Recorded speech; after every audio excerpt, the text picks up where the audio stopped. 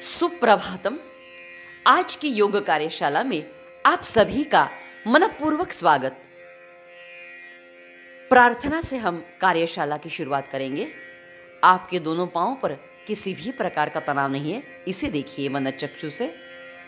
उसी प्रकार आपके हाथों पर, मेरुदंड पर किसी भी प्रकार का तनाव नहीं है और चेहरे पर एक स्मित हास्य है। आपका श्वास प्रश्वास देखिए। हर श्वास जब आप अंदर लेते हैं तब आपके फुफ्फुसों का प्रसरण होता है और इसका अनुभव आपको हथेली के पास आता है। हर प्रश्वास के साथ आपका शरीर उत्तरोत्तर शिथिल हो रहा है और मन अधिकाधिक शांत हो रहा है। इसी अनुभव को सघन करते चलिए। प्रार्थना कहेंगे। गुरुर्ब्रह्मा गुरुर्विष्णु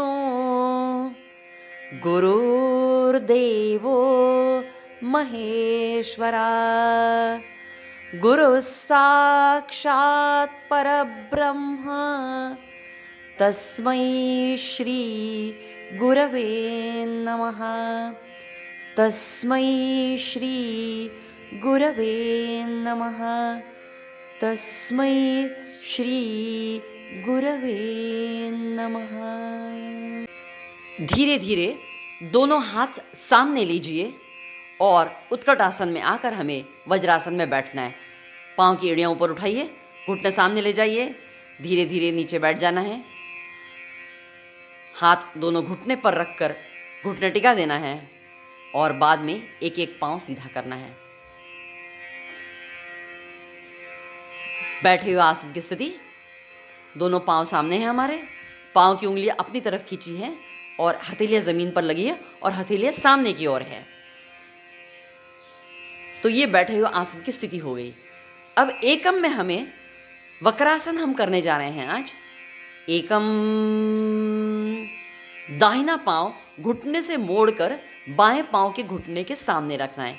एकम, और एकम के ही क्रिया में हमारा दाहिना हाथ जो है उसका तलवा सामने की ओर है, तो उस तलवे को जरा पीछे की ओर ले जाना है। द्वे, अब बाएं हाथ से घुटना हमें कंधे में मोड़ना है और दाहिने पांव का अंगूठा पकड़ना है और उसी समय हम हमारी गर्दन पीछे ले जाएंगे और दाहिने हाथ के कंधे से पीछे की ओर देखेंगे। अब ये हमारे आसन की पूर्ण स्थिति है। इस पूर्ण स्थिति में और हो सके तो हमारे मेरुदंड को हमें मरोड़ना है और शरीर संपूर्णतया पूर्ण स्थिति में हम शिथिल रखेंगे। मन ही मन कृष्णाय वासुदेवाय हरये परमात्मने प्रणत क्लेशनाशाय गोविंदाय नमो नमः का जाप करेंगे। चेहरे पर किसी भी प्रकार का तनाव नहीं। श्वास लीजिए। इस स्थिति में प्रदीर्घ प्रश्वास कीजिए। Your acceleration span should be more than the inhalation, ये याद रखिए। त्रीणी, धीरे धीरे हाथ सीधे। पहले जो हमने हाथ मोड़ा था उसको सीधे करना है, मतलब दाहिना हाथ सीधा, फिर बायां हाथ अपनी जगह पर आएगा। त्रीणी की स्थिति हो गई है। चत्वारी, दाहिना पांव सीधा। अब यही क्रिया हमें दूसरे पांव से भी करना है। हम आसन पूर्णतः कैसा किया जाता है वो सीख लेंगे, उसके बाद सामान्यतः कौन सी गलतियां होती है वो भी देखेंगे। स्थिति एकम, बायां पांव मोड़िए और घुटने के सामने रखिए। अब क्योंकि हमने बायां पांव मोड़ा है तो हम दाहिना हाथ लेंगे। दाहिने हाथ से द्वे में और एकम में ही और एक काम करना है। जब बायां पांव मोड़ा है तो बाएं हाथ को भी उंगलियों को पीछे की तरफ ले जाना है और थोड़ा सा पीछे ले जाना है। द्वे,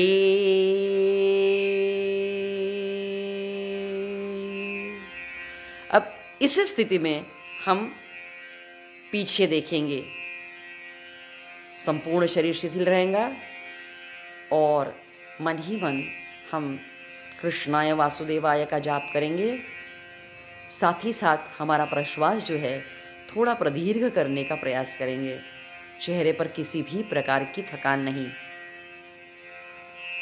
वक्रासन से हालांकि थकान दूर होने में मदद होती है। त्रीणी,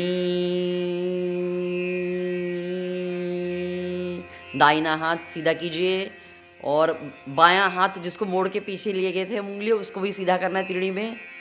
चतवारी, जो पाँव ने मोड़ के रखा था अर्थात बायां, उसको सीधा करना है। तो बिल्कुल 4 अंकों का सरल आसन है जिसे वक्रासन कहा जाता है।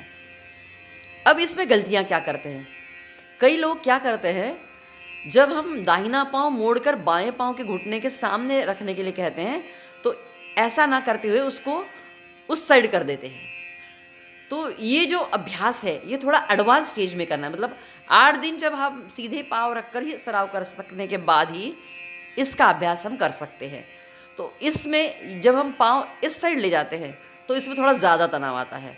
तो शुरू में हम यह अभ्यास नहीं करेंगे, शुरू में सीधा पाँव घुटने के पास रखेंगे, 8 दिन का सराव होने के बाद घुटने के उस बाजू रखेंगे। ठीक है। दूसरी बात, हम जब एक पाँव घुटने के पास उठा के रखते हैं तो दूसरा जो पाँव है, जैसे दाहिना पाँव हमने घुटने के पास उठा के रखा तो हम क्या करते हैं, बाएं पाँव का घुटना भी उठा लेते हैं। तो ये नहीं करिएगा, बाएं पाँव का घुटना एकदम सीधा होगा। और तीसरी गलती अक्सर ये होती है, जब हम पीछे झुकते हैं तो हाथ बहुत ज़्यादा पीछे ले जाते हैं और पीछे पूरा ये हो जाते हैं हम, जैसे हम ट्विस्ट लेते हैं, जैसे मरोड़ते हैं तो इसमें हम हाथ बहुत पीछे ले गए तो फायदा नहीं होगा। हाथ थोड़ा ही पीछे रहेंगे, सिर्फ हम उंगलियों को हमको उसकी दिशा बदलनी है। ठीक है। धीरे धीरे मकरासन में आइए, शशांकासन में बैठकर मकरासन में आना है। धीरे धीरे मकरासन की स्थिति में आना है हमें।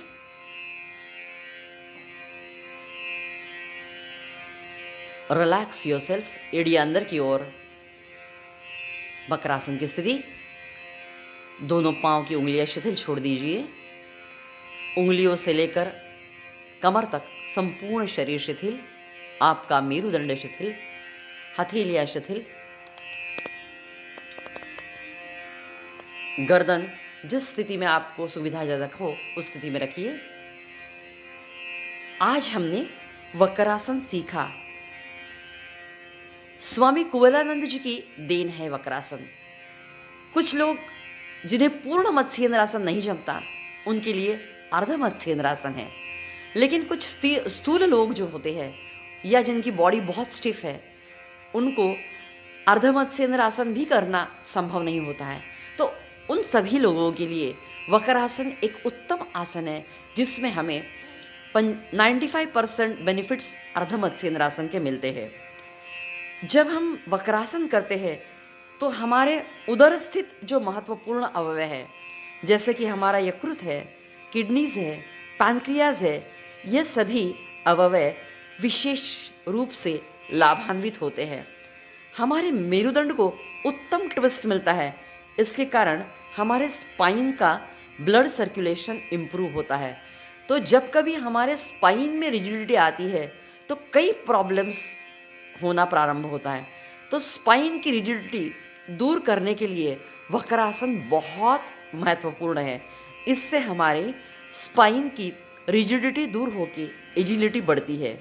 उसी प्रकार से मधुमेह के रुग्ण जो है वो वक्रासन से लाभान्वित होते हैं, क्योंकि इस स्थिति में हमारे पैनक्रियास को स्टिमुलेशन बहुत अच्छी तरह से मिलता है।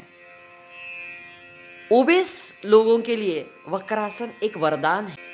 संशोधन ने ऐसा प्रमाणित किया है कि जो डिप्रेशन के रुग्ण हैं उन लोगों ने यदि नियमित स्वरूप से वक्रासन का अभ्यास किया जाए तो उनमें विशेष सुधार दिखता है। उसी प्रकार से जब हम बहुत थकान महसूस करते हैं तो वक्रासन करने के पश्चात शवासन किया तो लाभ होता है। सिर दर्द जिन्हें होता है उनके लिए भी वक्रासन लाभकारी है। इस आसन के अभ्यास से अस्थमा के रुग्णों से को भी लाभ मिलता है। तो ये वक्रासन के फायदे हैं। धीरे धीरे उठकर हम प्रार्थनासन में आएंगे। प्रार्थनासन में आना है।